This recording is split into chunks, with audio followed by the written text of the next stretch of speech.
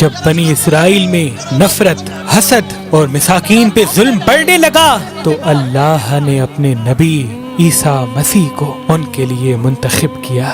تو یوں اللہ کے نبی عیسیٰ مسیح بنی اسرائیل کے بڑے بڑے عالم اور معتبر لوگوں سے کہنے لگے کہ کیوں ظلم کرتے ہو، غریبوں کا حق کیوں کھاتے ہو؟ اے لوگو، حقیقی اللہ وہ ہے جو سب انسانوں کو برابر کے حقوق دیتا ہے، جس کے نزدیک امیر اور غریب میں کوئی فرق نہیں، کالے رنگ والا اور سفید رنگ والا برابر ہے۔ لوگ حضرت عیسیٰ مسیح کا مذاق اڑانے لگے اور پھر اللہ کے نبی اللہ کی نشانیاں زمین پر ظاہر کرنے لگے۔ آپ کو مسیح اس لیے کہا جاتا ہے کیونکہ مسیح کا مطلب کثرت سے زمین پہ سیاحت کرنے والا یا ہاتھ پھیرنے والا، کیونکہ اللہ نے آپ کے ہاتھ میں شفا رکھی تھی۔ آپ نابینا کی آنکھوں پر ہاتھ پھیرتے تھے تو وہ دیکھنا شروع کر دیتا تھا۔ کوڑ کے مریض جس سے پوری دنیا نفرت کرتی تھی، آپ کے مبارک ہاتھ جب کسی کوڑ کے مریض پہ لگتے تھے تو اللہ کے کرم سے وہ صحت یاب ہو جاتا تھا۔ آپ مٹی کے پرندے بنا کے جب فضا میں پھینکتے تھے تو وہ مٹی کے پرندے زندہ ہو کر اڑنا شروع ہو جاتے تھے، اور جب بھی آپ کسی مردے کے اوپر ہاتھ رکھتے تھے تو وہ اللہ کے فضل و کرم سے زندہ ہو کر بولنے لگتا تھا۔ بنی اسرائیل کے لوگوں نے جب یہ معجزات دیکھے تو دن بدن آپ کی باتیں سننے لگے، آپ کو اللہ کا نبی تسلیم کرنے لگے۔ بس یہی ڈر اس وقت کے ظالم بادشاہوں اور عالموں کو کھانے لگا کہ کہیں ہماری حکومت ختم نہ ہو جائے، لوگ عیسیٰ مسیح کو اللہ کا نبی سمجھ کر اپنا بادشاہ نہ بنا دیں۔ تو بس بنی اسرائیل کے بادشاہ اللہ کے نبی حضرت عیسیٰ مسیح کو شہید کرنے کی سازش بنانے لگے۔ حضرت عیسیٰ علیہ السلام پوری قوم سے مخاطب ہو کے فرمانے لگے، اے لوگو، اللہ سے ڈرو، میں اللہ کی طرف سے آیا ہوں تاکہ تم آپس میں محبت، پیار اور امن کے ساتھ زندگی بسر کر سکو۔ کچھ لوگ آپ پر ایمان لے آئے، کچھ لوگ آپ کے ساتھ رہنا شروع کرنے لگے، اور کچھ لوگ وقت کے بادشاہوں کے ساتھ آپ کو شہید کرنے کی سازش میں اٹھ کھڑے ہوئے۔ تاریخ نے لکھا آپ کے ساتھ 12 حواری تھے، لیکن ان میں سے بھی کچھ کا ایمان مکمل نہ تھا۔ اس بات کا فائدہ اٹھاتے ہوئے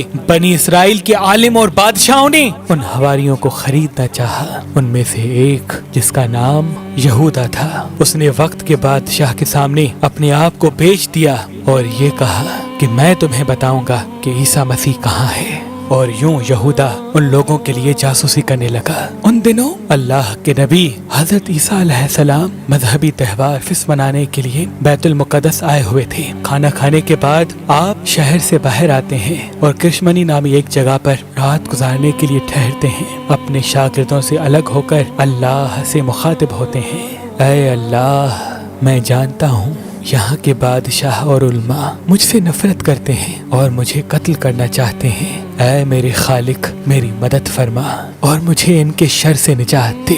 بس اتنے میں جبریل امین اللہ کے حکم کے ساتھ نازل ہوتے ہیں اور فرماتے ہیں، اے مریم کے بیٹے، اللہ فرماتا ہے کہ آج رات تجھے اس زمین سے آسمانوں کی طرف اٹھائے گا، تیرا رب تجھے ان لوگوں کے شر سے بچائے گا، اور وہ لوگ جنہوں نے تیری تعلیمات کو تسلیم کیا ہے، اللہ انہیں مشرک اور کافر لوگوں پر فضیلت بخشے گا، اور قیامت کے دن اللہ اس اختلافات کا فیصلہ کرے گا۔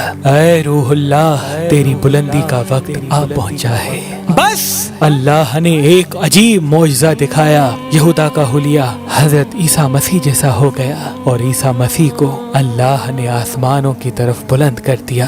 بس جیسے ہی گرفتار کرنے کے لیے بادشاہ کے لوگ وہاں آئے تو اس جاسوس یہودا کو گرفتار کر دیا، کیونکہ اللہ نے اس کی شبیہ عیسیٰ مسیح جیسی بنا لی تھی۔ اور یوں اللہ نے بنی اسرائیل کے سخت دلوں پر مہر لگا دی، اور وہ فخر سے یہ کہنے لگے کہ ہم نے مریم کے بیٹے اور اللہ کے نبی عیسیٰ کو قتل کر دیا۔ انہوں نے یہ سمجھا کہ ہم نے عیسیٰ مسیح کو سولی پہ چڑھا رکھا ہے، بلکہ حقیقت تو یہ تھی کہ وہ اس معاملے میں غلط فہمی کا شکار تھے۔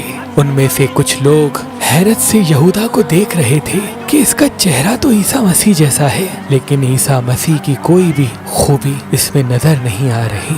وہ بس اپنے وہم و گمان کی پیروی کر رہے تھے۔ حقیقت تو یہ ہے کہ عیسیٰ مسیح کو انہوں نے قتل نہیں کیا تھا، کیونکہ اللہ کے نبی عیسیٰ روح اللہ کو اللہ نے صحیح سلامت آسمانوں کی طرف بلا دیا تھا اور اپنی جگہ عنایت فرمائی، اور قیامت سے پہلے اللہ ان کو پھر سے ظاہر کرے گا اور دنیا کے نزدیک حق و باطل کو واضح کر دے گا۔ بے شک وہ ہر چیز پہ قدرت رکھتا ہے، بے شک وہ ہر چیز پہ قدرت رکھتا ہے۔